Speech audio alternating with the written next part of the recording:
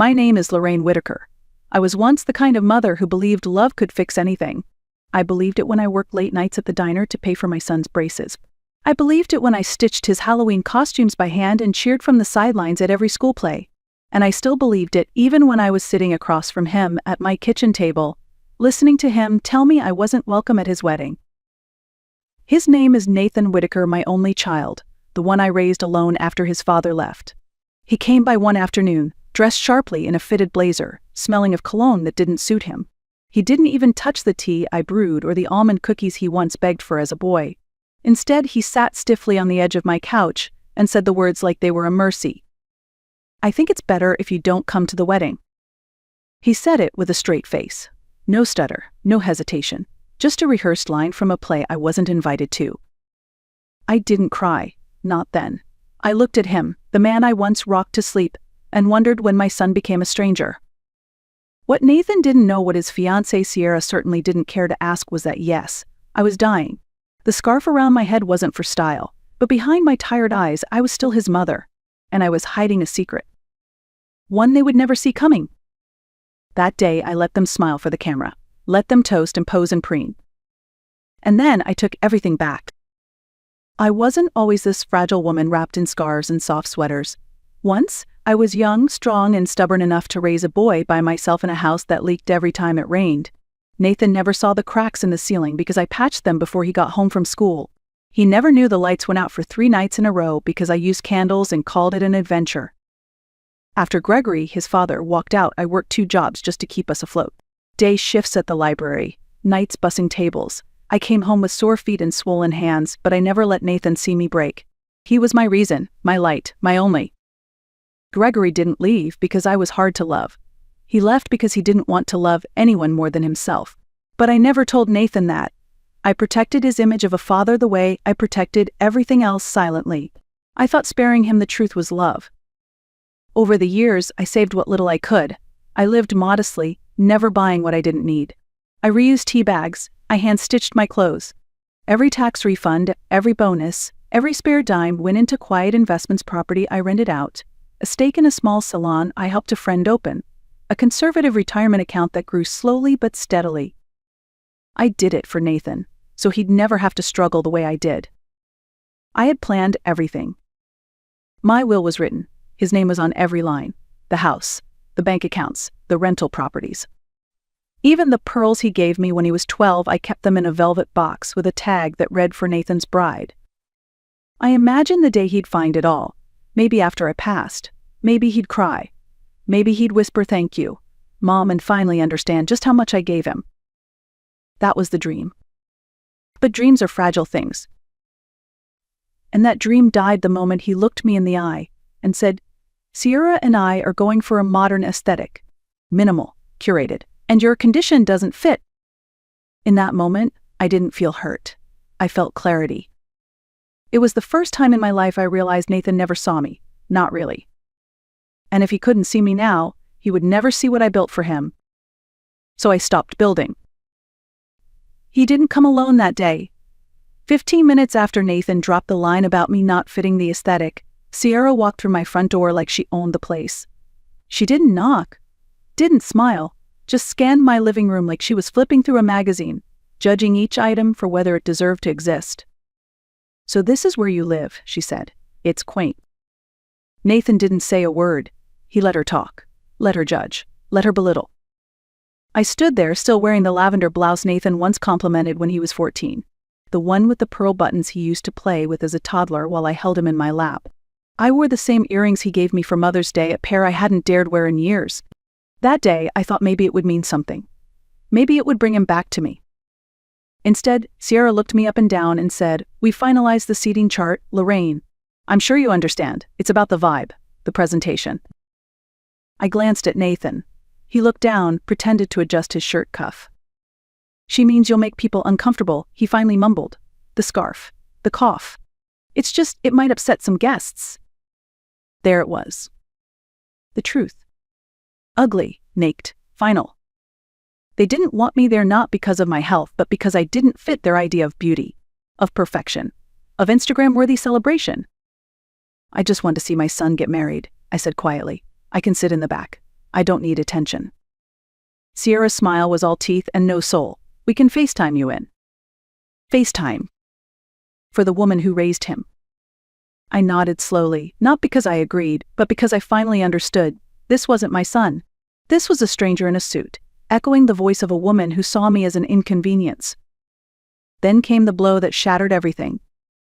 "This is why Dad left you," Nathan said. Calm, controlled, cruel. It wasn't an insult. It was a revelation. He hadn't just erased me from his wedding. He'd erased me from his heart. I didn't cry. I didn't shout. I just stood there, staring at the tea I had poured for them, untouched. Still warm, the cookies uneaten. Then I whispered to myself, "Thank you for showing me who you really are." And something inside me shifted. Not into anger, but into resolve. That night, I didn't cry. I didn't pace or scream into my pillow like I might have years ago. I just sat on the edge of my bed in my faded flannel robe, the one I used to wear when Nathan was in high school, the one he always teased me about, because of the missing buttons. The house was silent except for the slow tick of the clock and the hum of the fridge. My hands were folded in my lap. My scarf itched, but I didn't take it off. It was holding me together. I rose before dawn and went to the closet where I kept an old filing cabinet beneath my winter coats. It hadn't been opened in years. I knelt slowly, joints stiff from treatment, and pulled out the drawer with the label Final. Inside was everything: my will, insurance papers, deeds to 3 rental properties, bank statements with balances Nathan never dreamed I had. I sat on my bed and opened the folder. There it was in black and white, every asset I had ever earned, saved, or grown, all marked for Nathan Whitaker, my only child, my only beneficiary. Until that moment. I reached into the drawer of my nightstand and pulled out a gold letter opener. It had my initials --L.W. engraved on it, a gift from Nathan when he graduated college. I had treasured it for years. And now I used it to slice the will into quarters, then into eighths. When I finished, I felt lighter, like I had opened a window in a room that had been suffocating me. I called my friend Vivian Clark later that morning. Vivian wasn't just my oldest friend, she was also my lawyer. We'd sung in the church choir together when we were 19, watched each other bury parents, and dream big and lose things we thought we'd never get back. She picked up after 2 rings. "Lorraine," she said, voice thick with sleep, "you okay?" "No," I said, "but I will be. I need you to come by this afternoon. I want to rewrite my will." There was a pause. Then, "Is this about Nathan?" "Yes, he came by yesterday, told me not to come to the wedding, said I'd ruin the aesthetic." To Vivian didn't say anything, but I could hear the silence harden on the other end of the line. "And Sierra," I added. She suggested long-term care, somewhere quiet, peaceful, clean. "She means a nursing home?" Vivian said flatly. "She does," I replied. I took a breath. "I'm not dying today," I said. "Today, I'm taking back what's mine." And that's when everything changed. The invitation arrived 4 days before the wedding. It wasn't from Nathan. It came in a thick, cream-colored envelope with embossed lettering and a return address I recognized instantly: my cousin Bethany in Atlanta. She'd always been the family messenger, the bridge between bridges burned. Inside was a glossy photo of Nathan and Sierra, standing beneath a white arch draped in roses. Her dress hugged her like it had been sewn from a filter. Nathan stood with one hand in his pocket, the other resting possessively around her waist. They looked perfect, polished, cold. The card read, "We would love for you to join us in celebrating the union of Nathan Whitaker and Sierra Monroe. Quietly, of course. Please sit in the designated family section and respect the couple's wishes." It was an invitation to be invisible. But I accepted it. Not for them, for me. On the morning of the wedding, I dressed with care. I wore my soft gray suit, the one I always saved for Easter Sunday. I wrapped my head in a deep blue scarf lined with silver thread. I pinned a small dove-shaped brooch on my lapel, one my mother gave me when I graduated nursing school. My body felt small, worn, but my posture was steady. Vivian picked me up right on time, her navy pantsuit crisp, briefcase in hand. "You sure about this?" she asked. "I don't want revenge," I said. "I want closure, and I want him to see it before it's gone." We drove in silence to the vineyard, the road winding through rows of blooming grapevines and gentle hills. The venue was stunning canopies of white silk, chairs tied with ribbons, a string quartet playing Vivaldi. No expense had been spared. Except, perhaps, on love. I took my seat in the third row quietly, just as instructed. No one recognized me. To them, I was just an old woman in a scarf and gray suit, another distant relative from a forgotten branch of the family tree. The ceremony began. Nathan walked down the aisle looking sharp and proud. Sierra followed in glitter and grace, basking in the crowd's admiration. The officiant spoke of love and gratitude and honoring the ones who raised us. Nathan shifted slightly, but he didn't turn around. They exchanged vows, rings, a kiss.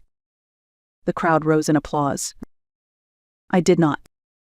As guests trickled toward the reception tent, I turned to Vivian and gave her a single nod. She stood, walked toward the couple, and delivered 2 envelopes, one to Nathan, the other to Sierra. Then she turned back and returned to my side. "Done," she whispered. I stood slowly, cane in hand. Across the field, I watched Nathan tear open the envelope. I watched the confusion spread over his face, then disbelief, then panic. He flipped through the pages, the new will, the signed letters, the donation receipts. Our eyes met across the vineyard. I didn't smile. I turned and walked away. Let him have his perfect wedding photo. Everything after that? It belonged to me. They thought I died. And for a while I let them. A week after the wedding, the obituary ran in the Charleston Gazette, written exactly as I instructed Vivian. Simple. No photo. Just a quiet paragraph announcing the passing of Lorraine Whitaker, retired nurse, survived by no immediate family. There was no funeral, no flowers, no mourning dresses. Nathan didn't call. Neither did Sierra. I slipped out of Charleston 2 days after the wedding with nothing but a leather handbag, my passport, and one final letter left on Vivian's kitchen counter. It read, "It's done, thank you, don't follow me." I boarded a flight under a name I hadn't used in decades, Elaine Matthews, my grandmother's maiden name. I landed in San Mira, a sleepy coastal village in southern Spain where the air smells like oranges and salt and time moves slower than memory. I rented a small white cottage with blue shutters and a sunlit courtyard where I now grow mint, basil, and lavender. In the afternoons, I sit on the stone bench, wrapped in a wool blanket, sipping tea and listening to the birds argue over crumbs. My neighbors don't know who I am. And I prefer it that way. They call me Ellie. The woman with the kind eyes and the scarf, who keeps to herself but always smiles at the baker and brings fresh herbs to the flower lady every Tuesday. They don't know about the money I gave away. They don't know about the son who threw me away first. Back home, I hear things have unraveled. Vivian writes to me once a month with updates I never ask for. Nathan tried to contest the will. He failed. Rosa Hill Foundation renamed their main shelter building Whitaker Hall after my story went viral after someone posted a photo of me standing with the women I chose to help. The caption read, "She gave us everything her family threw away." I didn't ask for attention. But if my story helps even one forgotten woman remember her worth, then maybe disappearing wasn't an escape. Maybe it was the beginning. Since San Mira, I am not dying. I am blooming. Quietly. Freely. And far from anyone who ever asked me to shrink just to make room for their shine. Some mornings I still wake up wondering if it was all a dream. Did my son really say I was too ugly for his wedding? Did he truly look me in the eye and decide that appearances mattered more than love? Then I see the scarf draped over the back of my kitchen chair, the same one I left on the third row seat at his wedding, neatly folded like a signature. And I remember, yes, it happened. All of it. They thought I was gone. They mourned me in public, praised me in half-hearted toasts, and moved on with their lives until they realized I had written the final chapter without them. Nathan never got to say sorry, and I don't need him to. I didn't build a legacy for applause. I built it because women like me are too often erased, forgotten, edited out of their own stories. I wanted mine to end differently. So now I live in peace. I walk to the market on Tuesdays. I buy fresh bread and white lilies. I sit under a lemon tree with my tea and hum old church songs that only I remember. And sometimes, just sometimes, I smile knowing this. My silence said more than my presence ever could. And the scarf they left behind, let it stay folded. Let it whisper in every quiet room. She was here. She saw everything. And then she chose herself. And to every woman listening, if they ever try to erase you, make sure your absence is louder than their rejection.